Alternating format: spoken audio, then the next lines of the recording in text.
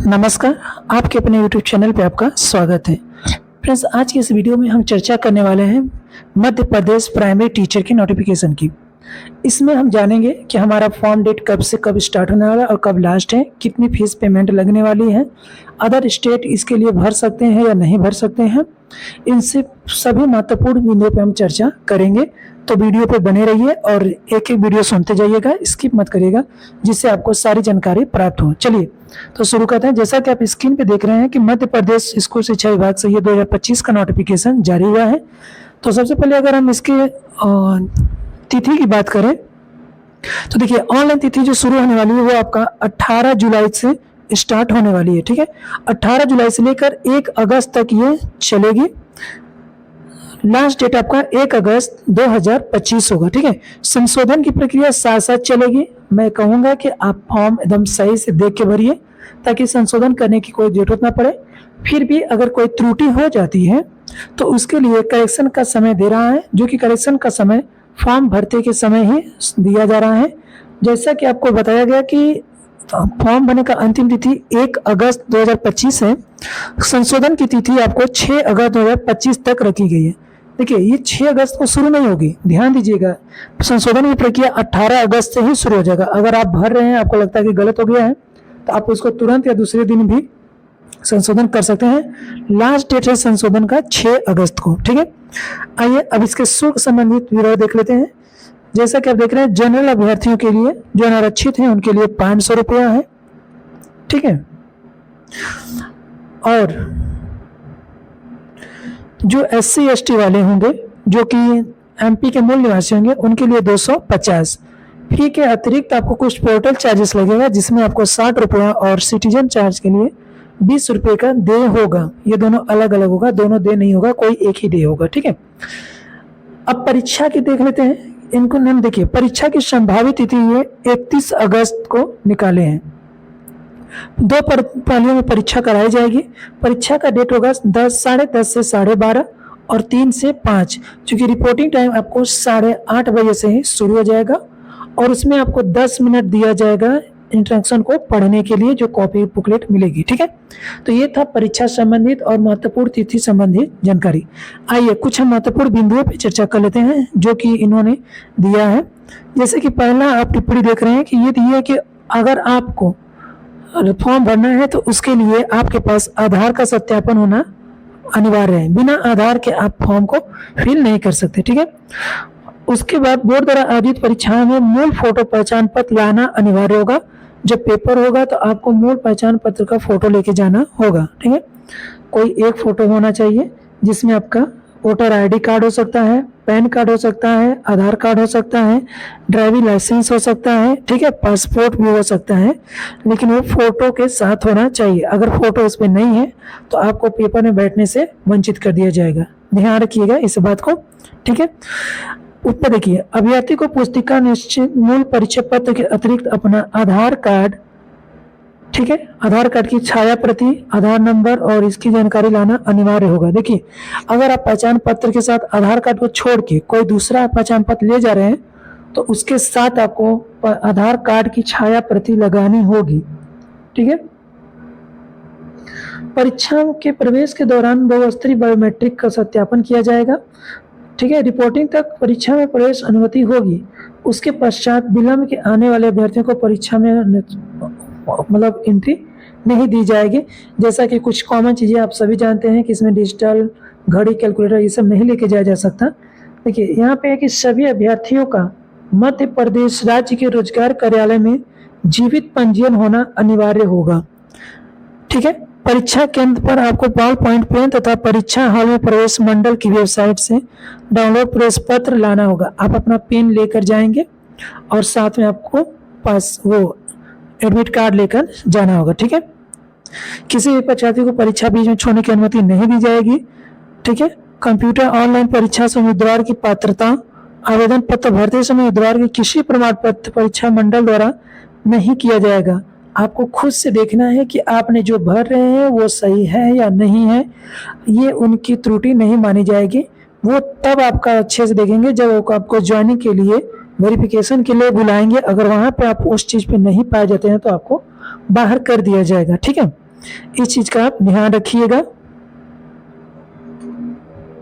देखते हैं, यहाँ पे आप देख सकते हैं कि ये जो मध्य प्रदेश वैकेंसी आई है उसके विषय सूची दिया गया है कि किस किस पेज पे क्या क्या दिया गया है। तो देखिए, मध्य प्रदेश स्कूल में आपको प्राथमिक परीक्षा चयन पदवार का आरक्षण तालिका मिलेगा, ठीक है। उसके बाद जनजाति कार्य विभाग का दिया गया विवरण 12 से 22 तक। मध्य प्रदेश कर्मचारी मंडलों के संचालन नियम दिया गया है। पदवार और जो मतलब जो पोस्ट दिया गया है कि किस विभाग में कितने पोस्ट हैं वो भी आपको 12 से 22 भाग में मिल जाएगा। पाठ्यक्रम, तो देखिए पाठ्यक्रम की चर्चा हम इस वीडियो में नहीं करेंगे, पाठ्यक्रम की चर्चा हम अगले वीडियो में करेंगे, जो कि फॉर्म भराने लगेगा तब इसकी चर्चा हम करेंगे, या इसकी चर्चा अगले वीडियो में ही अगले ही वीडियो में इसकी चर्चा हम करेंगे। अगर आप चैनल पे नए हैं तो चैनल को सब्सक्राइब कर लीजिए ताकि आपको पाठ्यक्रम वाला वीडियो आपको प्राप्त हो जाए, ठीक है।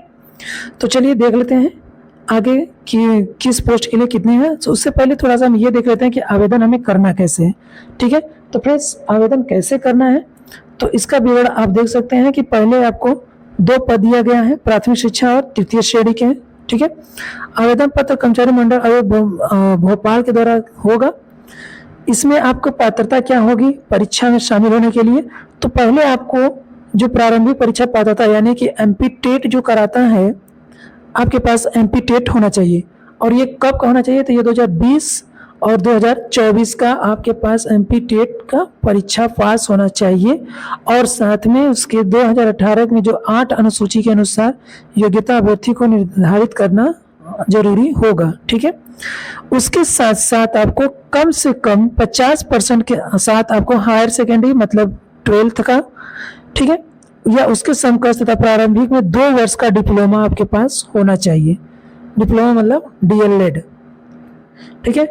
या तो आपके पास 45% के साथ आपके पास होना चाहिए इंटर, और उसके बाद एनसीईटी 2002 के अनुसार आपको प्रारंभिक शिक्षा में 2 वर्षीय डिप्लोमा होना चाहिए, या फिर आपके पास 50% का सेकेंडरी मतलब वही इंटर तक होना चाहिए और 4 वर्षीय स्नातक यानी कि बीएलएड होना चाहिए, या फिर आपके पास ग्रेजुएशन स्नातक उपाधि यानी कि बीए या बीएससी तक का आपको होना चाहिए, और 2 वर्ष का डिप्लोमा आपके पास होना चाहिए यानी कि डीएलएड जिसे हम बीटीसी भी कहते हैं, ठीक है।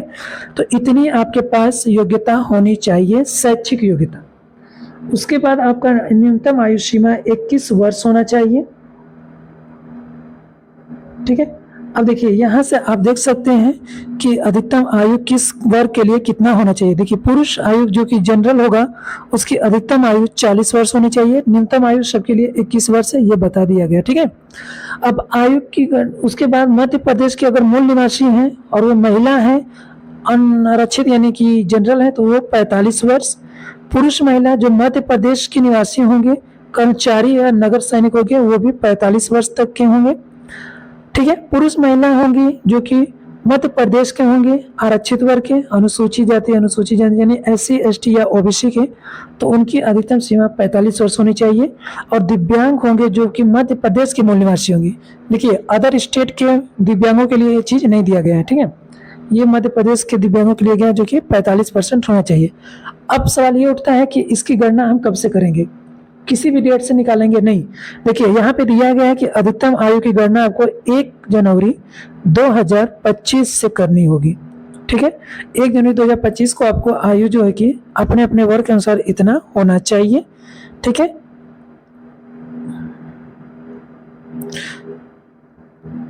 आता है कि इस वैकेंसी का हमें कितना पेमेंट मिलेगा, तो आइए हम पेमेंट को देख लेते हैं कि पेमेंट हमें कितना मिलने वाला है। तो उसका विवरण आपको आगे दिया गया था, ये देखिए आपका वेतन कितना होगा। तो प्रवेश परीक्षा मध्य प्रदेश राज्य स्कूल सेवा शैक्षिक वर्ग जो कि 2018 के नियमानुसार जो वेतन तय किया गया था, प्राथमिक शिक्षा के लिए आपका न्यूनतम वेतन 25,300 और प्लस महंगाई भत्ता आपको मिलेगा, ठीक है। और 13 के अनुसार आपका वेतन देय होगा। और प्राथमिक शिक्षा जो कि पदनाम है, ठीक है। शिक्षा चयन परीक्षा में अर्ह होने के प्रोग्रामों के जो प्रतिशत हैं वो किस प्रकार होगा, तो आपको प्राथमिक शिक्षा के लिए अनुसूचित जनजाति और कमजोर के लिए 40% और अन्य के लिए आपको 50% लाना अनिवार्य होगा। अगर उससे कम आप लाते हैं तो आप फेल माने जाएंगे, आपको बाहर कर दिया जाएगा। ठीक है, तो इधर आपका कुछ उतना कोई खास नहीं है।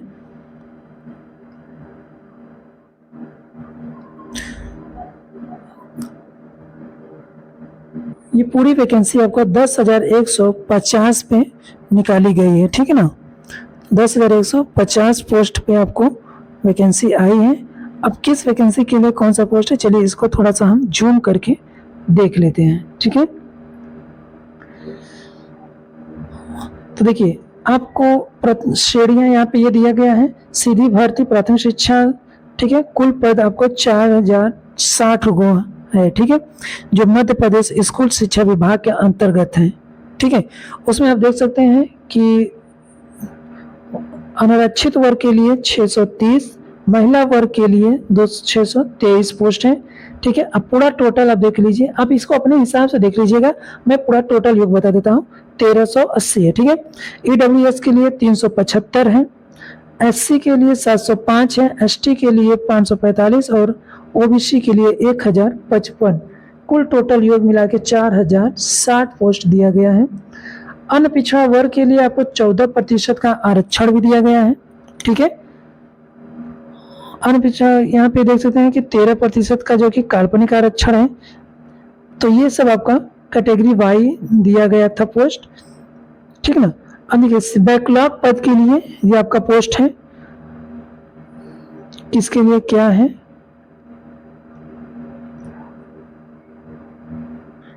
तो चलिए इसमें हम देख लेते हैं कि क्वालिफिकेशन क्या होना चाहिए। देखिए यहाँ से आप देख सकते हैं कि प्राथमिक शिक्षा के लिए क्या क्या होना चाहिए, जिसकी चर्चा हम ऊपर कर चुके हैं। सेम वही चीज यहाँ पे भी दिया गया है, इसको आप देखने की जरूरत नहीं है। मैंने बता दिया है कि आपका स्नातक यानी बीए या बीएससी होना चाहिए, 2 वर्ष का डीएलएड होना चाहिए, या 50% तक आपका इंटर होगा और 4 वर्ष का स्नातक बीएलएड होना चाहिए, या फिर आपके पास 2 वर्ष का डिप्लोमा होना चाहिए। ठीक है, विज्ञान वर्ग के लिए क्या क्या होना चाहिए, तो यहाँ पे आप देख सकते हैं कि विज्ञान वर्ग के लिए 50% अंकों के साथ हायर सेकेंडरी विज्ञान संकाय के साथ होना चाहिए और 4 वर्ष का बीएलएड होना चाहिए।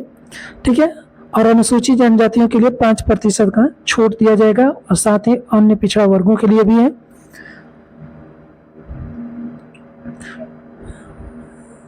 सीमा के आयु सीमा है, इसकी चर्चा हम लोग कर चुके हैं। ठीक है, तो फ्रेंड्स ये था आपका एमपी प्राइमरी टीचर के संबंधित नोटिफिकेशन, जिसकी चर्चा हमने आपसे किया। इसका हम सिलेबस पे भी हम चर्चा कर लेंगे। अगर आप चैनल पे नए हैं तो चैनल को सब्सक्राइब करिए ताकि आपको इसका सिलेबस का वीडियो आपको प्राप्त हो जाए। अगर आपको कोई इसमें कठिनाई हो या कोई और चीज़ पूछना हो तो आप हमें कमेंट बॉक्स में पूछ सकते हैं। धन्यवाद, आप लोग का प्यार बना रहे हैं।